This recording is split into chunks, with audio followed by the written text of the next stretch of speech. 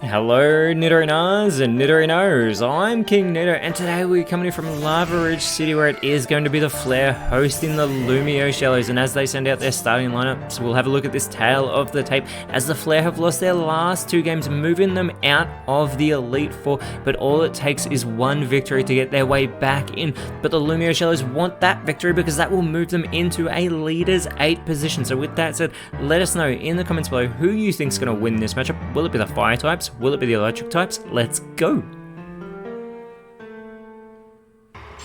3, 2, 1, go!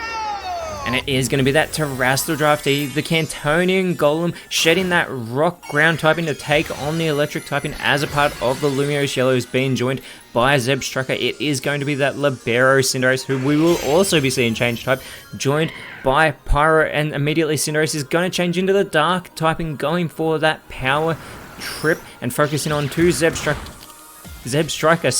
getting that critical hit as well for some good damage. It's followed up by the Shadow Claw from Pyro onto Golem, as Zebstrucker is going to respond with the Supercell Slam onto Cinderace, getting in some massive damage, and Golem follows it up with the conversion too, but that is going to fail, and Cinderace will be able to capitalize as it goes for the Moonblast, focusing in on Zebstrucker. They're getting in some more good damage, and Pyro follows it up with the Whirlpool. Normally this would do massive damage to Golem, but it does still trap it in that Vortex as Zebstrucker responds with the Ancient Power. This won't be super effective on Cinderace, but it still puts it into knockout range, and Golem follows it up with the Luster Purge, but it does not affect the Dark type Cinderace. It is now immune to those Psychic type moves as that Whirlpool takes effect on Golem. And Cinderace with the Aerial Ace, not very effective there onto Golem, but Pyro is going to follow it up with the Outrage, and it does get the elimination of Zebstrucker, and that is going to activate that Moxie ability. And although it is more of a special attacker, it still gets that physical attack boost as Golem is going to respond with the Dream Eater, but nobody's asleep on the side of the Lava Ridge Flare, so that is not going to work. However, that Vortex is still doing that chip damage to Golem, and it's now going to be joined by Vikavolt coming out for the Lumio Shallows. Cinderace with the Ice Hammer, bringing that hammer down onto Golem, putting it into knockout range. It's able to hang on by a thread though. Cinderace giving up some of its speed in the process as that outrage continues from Pyro, getting some great damage onto Vikavolt. Golem responds, however, with the Fire Fang, and Cinderace has been taken out of this matchup with a Fire type move to level the playing field. Vikavolt follows it up with the Sandsear Storm, which is super effective, and it connects with a one-hit wonder. Pyro has been eliminated. No more Moxie boost to capitalize on, as now out comes Blaziken, and it is going to be joined by Arcanine in it, so we inform, who immediately goes for the Swift, connecting with both electric types and levels the playing field as well, taking Golem out of this match.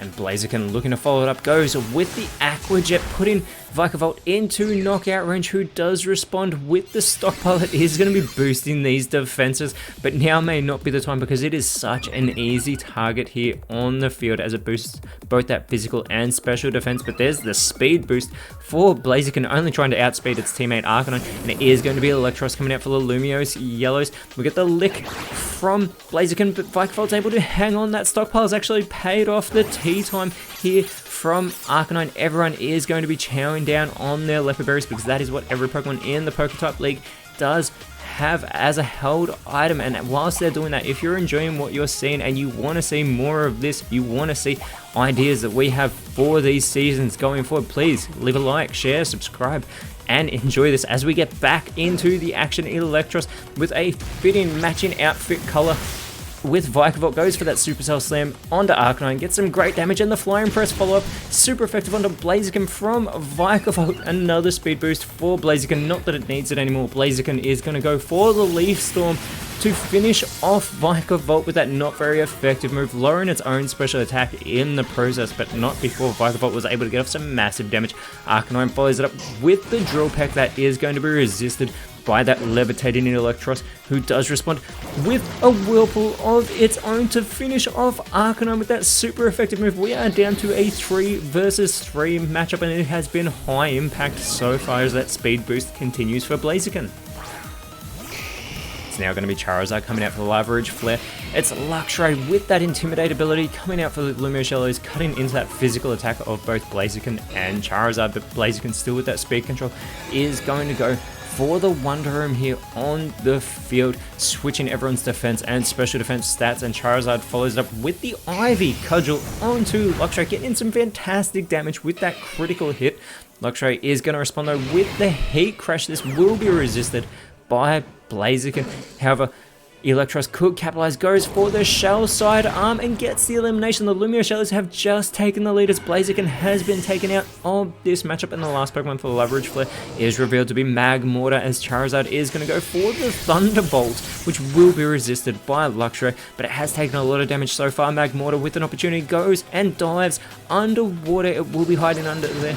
Whilst the Lumiose Shells need to focus in on Charizard, we get the bite from Luxray connecting onto Charizard for some really good damage, and Electros follows it up with the Defend order, so it will now be boosting its own physical defense as well as that special defense.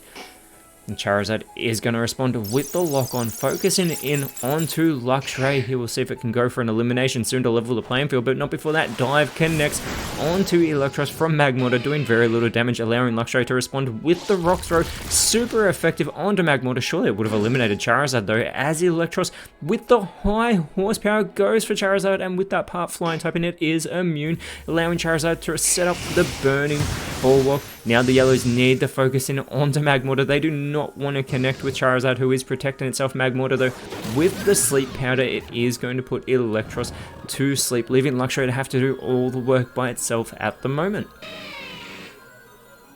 And Luxray is going to go for the Hydro Steam, which will be super effective, but Charizard had protected itself, so it doesn't have to worry about taking that super effective damage, as Electros is snoozing away here on the field. Still levitating though, very impressive, as the spikes are being set up by Charizard, leaving that entry hazard for the last remaining Pokemon on the side of the Lumiose Yellows that is still on the bench. And here is the Heal Bell from Magmortar. That bell does chime, but unfortunately it is going to fail. Or fortunately, because there's no status condition on Charizard. Luxray with the bounce, it is going to spring up high into the sky. Electros needs to wake up, but it is still fast asleep. No idea what is going on in this matchup at the moment, as the Wonder Room does wear off Charizard with the Psy Shield Bash on to Electros, getting another critical hit and the defense boost in the process. Magmortar follows it up with the rest, but with that Vital Spirit, it is going to stay awake. It is not going to fall asleep, but that bounce is going to connect onto Charizard from Luxray, and still Electros snoozing away. It is starting to become a very easy target, as Charizard is going to go for the Malignant Chain, instead going for Luxray though, and it gets the elimination. Luxray's been taken out of this match, but Electros is still asleep. Magmortar with an opportunity to capitalize goes with the Amnesia. Instead of trying to go for the elimination, it's going to boost that special defense a great deal, but Electros has awoken. It needs to get its bearings as it goes for the Tail Glow, not going on the offensive. Instead, it is going to boost that special attack, and it is going to be joined by Iron Hands coming down to the field. Charizard though, with the fling, it is going to fling its Leper Berry at Iron Hands, who just proceeds to catch it, taking very little, not very effective damage, and chowing down on that snack, as Magmortar follows up with the Aqua Cutter, putting Electros into knockout range, but it responds with the Retaliate, and it gets the elimination. A perfect response to take Magmortar out of this matchup. Charizard is all by itself. Iron Hands could capitalize. It's going to dive underground. We saw this earlier from Magmortar, but it will be super effective onto Charizard. Charizard needs to go for something. Goes for the Swords Dance. It's going to boost its attack, but that may be too little too late. Electros is going to set up the spikes. The entry hazards are irrelevant now. All Pokemon are out on the field if they haven't already been eliminated. Iron Hands is going to finish off the dive and finish off Charizard with that super effective move. The Leverage Flare have just lost their third game in a row. They are not moving back into the Elite Four. They are starting to slip down the leaderboard, whereas the Lumiose Yellows, with this much needed victory, have moved themselves into a leader's 8th position, and next round they are going up against the Anastar Galaxy. Whereas for the Flare, they will have a type advantage, but they need to get it together as they're going up against the Mahogany Explorers. But until then, Nidorinos, thank you so much for watching. Let us know in the comments below who you thought was the best on field, and if you enjoyed what you saw, please leave a like, share, subscribe, but more importantly, always remember, you are awesome, and I'll see you when you see me.